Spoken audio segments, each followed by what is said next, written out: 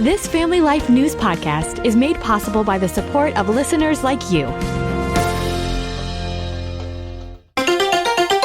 Next on the 5 o'clock report.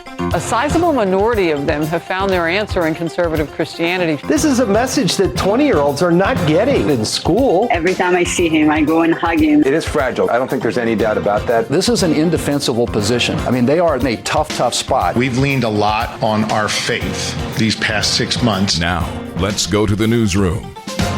Good afternoon and welcome to the broadcast. I'm Family Life News anchor Sarah Harnish. It is the highest civilian honor. The Medal of Freedom will be presented posthumously to the family of the late Charlie Kirk at this hour.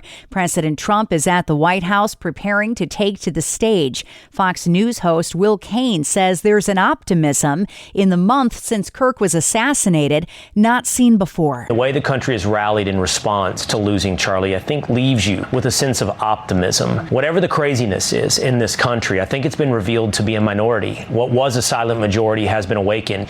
As you see it wake up and get loud, it's a source of great optimism and hope. There have been 130,000 new Turning Point USA chapter requests since Charlie's death and 800,000 new students registered. Not only that, but a significant spike in a month of Gen Zers pursuing faith. 46% of Gen Z men and 44% of Gen Z women now say they're going to church regularly. The New York Times had this quote today. In the aftermath of COVID and amid the longing for purpose that many Gen Zers feel, a sizable minority of them have found their answer in conservative Christianity, fueling both a religious and a political revival among these young Americans.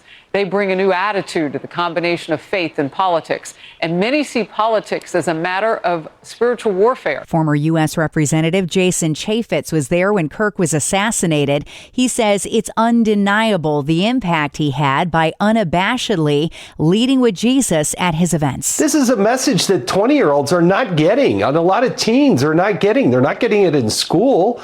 It's okay to talk about your belief system, and that's what Charlie represented. An hour ago, President Trump took questions about the peace deal in the Middle East. As of today, Hamas has not released the rest of the 24 hostages that are already dead. They also have not handed over their weapons. How long will it take Hamas to disarm, and can you guarantee that is going to happen? Well, they're going to disarm, and because they said they were going to disarm. And if they don't disarm, we will disarm them. The hostages that were released spent the first night with their families in 2 years last night. Every time I see him, I go and hug him and touch him to make sure that it is really happening. It's still very hard to believe.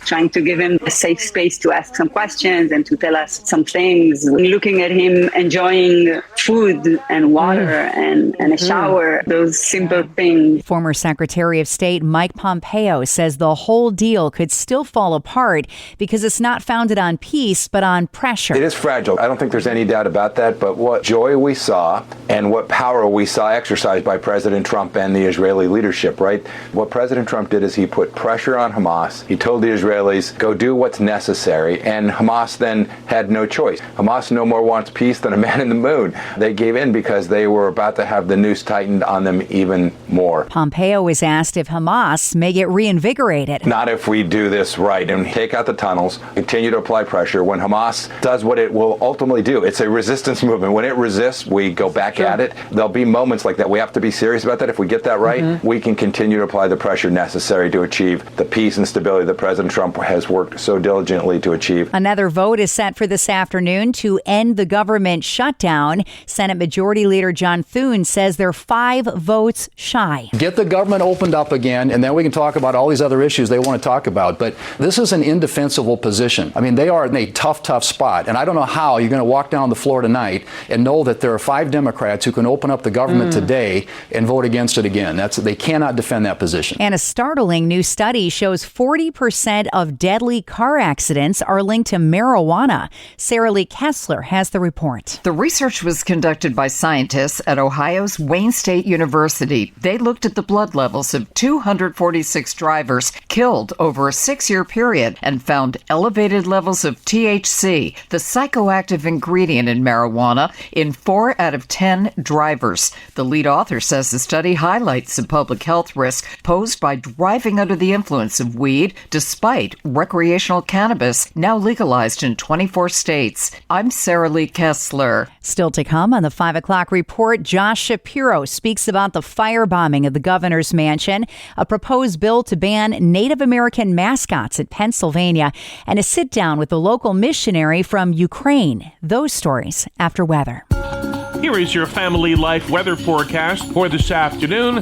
Where there are clouds, there'll be breaks of sunshine developing. That'll be across central New York and central and eastern Pennsylvania. Farther west, more in the way of sun. High temperatures 60s. Tonight, partly cloudy, low temps 40s. Chance for a brief shower tomorrow morning. Otherwise, clouds and sun tomorrow, brisk and cooler. High in the 50s. Bright and sunny Thursday, crisp and cool, with high temperatures in the 50s. Thank you, Kevin. Checking the stories, making news where you live across New York and Pennsylvania. Pennsylvania Governor Josh Shapiro spoke today after the alleged arsonist who set his house on fire appeared in court. He said his family is still healing. They were sleeping inside but unharmed when that fire broke out. You've heard me talk about the emotional toll this attack took. I need you to know this is an ongoing thing that we are dealing with and we are working through. I think we're confident it'll get better, but we also know it's going to always be with us. That alleged arsonist, Cody Ballmer, pled guilty today. This is a just outcome, and I want you to know that our family fully supported the plea. Shapiro saying his Jewish faith has pulled him through the last few months. I want you to know we've leaned a lot on our faith these past 6 months to try and work through this. We've also leaned on the faith of so many others in the process. We've been so strengthened by the faith and the prayers that others have shared with us. And we have seen so much light in the midst of this darkness. The governor condemning all political violence. Embattled New York Attorney General Tish James is making her first public appearance since being indicted last week on bank fraud charges. And I will not bow. I will not break. I will not bend. I will not capitulate. I will not give in. I will not give up. The AG spoke at a rally Monday in support of New York City Democratic mayoral candidate Zohran Mamdani.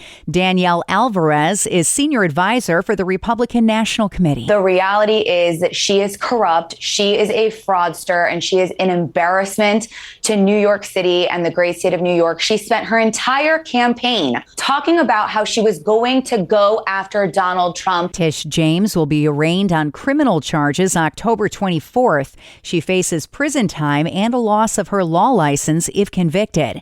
A potential economic boost is in the works for Western New York. Details from Family Life's Mark Webster. Yeah, when Sumitomo Rubber closed the doors on its Tonawanda, New York rubber plant almost a year ago, it idled more than 1,500 workers. Now the company says Taiwan-based Huafeng Rubber plans to purchase the facility and related property. Huafeng reportedly plans to make wheel parts, transmissions, chassis, and other auto components there. How many jobs that creates remains to be seen, but New York Governor Kathy Hochul calls the news, quote, a promising step forward. Mark Webster, Family Life News. A Pennsylvania politician is proposing a bill to ban Native American mascots in schools around the Commonwealth. New York already has such a law. Democratic Representative Christopher Rabb says Indian-themed mascots or logos are derogatory and have a negative psychological impact on individuals with indigenous heritage. Next at 5, highlights from today's Hometown Heroes, part 2 of a conversation with Western Pennsylvania missionary Todd Gallagher, whose A18 ministry has been aiding war refugees in Ukraine and neighboring Romania since the start of the Russian invasion. President Trump is set to meet with Ukraine's President Volodymyr Zelensky on Friday. Todd Gallagher spoke with our own Mark Webster about the impact the long war has had on Ukrainians' faith. Let's listen in. The old expression is there are no atheists in foxholes. And you can sort of draw a parallel here. There's nothing good about the Russian invasion, really. But I do recall we talked about how being in that environment, it did perhaps make people more receptive to faith than they might have otherwise been. Oh, 100%. You hit the nail on the head. You are not thankful for it, but you're thankful in it. 1 Thessalonians 5, right? We are thankful in the midst of it, and we look around and see, well, what are we thankful for? We're thankful for seeing God gather people's attention. I say this one a lot. There's nothing special about myself and my family. We were there, and we didn't ask for that war, but we've chosen to stick around, and because we see God working, right? We see the things that are happening, but we didn't go there with our sleeves rolled up thinking, I want to be a hero. But being an American, still being there, still going in these areas, you gather people's attention. Gosh, you're American. What are you doing here? What are you coming into these areas amongst the din of the explosions in and around these villages on the frontline areas especially? And so ears are open to listening. And I say we come here with 2.5 weeks of food, and we're back and forth. We're there quite often in all these areas across there, especially the smaller villages that get nothing in there. But we bring something else here that is an eternity impacting message, and that's the gospel of Christ. We are here because God loves you, and we want you to know that God loves you. And people are much more open to hearing the gospel, and it's an encouragement to the churches that are left behind there. And when I say churches, it's oftentimes a pastor and maybe his wife, a couple of deacons maybe that are there in this village of 150, maybe 100, that are trying to be the glue, the place of refuge for the people. And so it has been really encouraging to us as we go in there with that message of encouragement to the people, and they're open to listening because of this wartime and because we're Americans. I'm an American coming in there, and we're thankful for that opportunity. We see God working, and they are encouraged because of it. That's Western Pennsylvania missionary Todd Gallagher serving victims of the Russian invasion of Ukraine. You can hear the entire feature and all of Family Life's original podcasts at Apple Podcasts, Spotify, YouTube, or at familylife.org. If you're retired and have extra time, consider using it to serve others in meaningful ways. Hi, I'm Rob West with today's Faith and Finance Minute. A recent report found that only 1 in 4 of the nation's 70 million retirees volunteer. Of course, some have health challenges that make serving difficult, but many simply haven't considered the unique value they bring. Proverbs 16:31 says, "Gray hair is a crown of glory. It is gained in a righteous life." Your wisdom and experience are gifts that the church and community need. Whether it's mentoring, tutoring, offering support, or sharing your skills with those in need, there's a place for you to make an impact.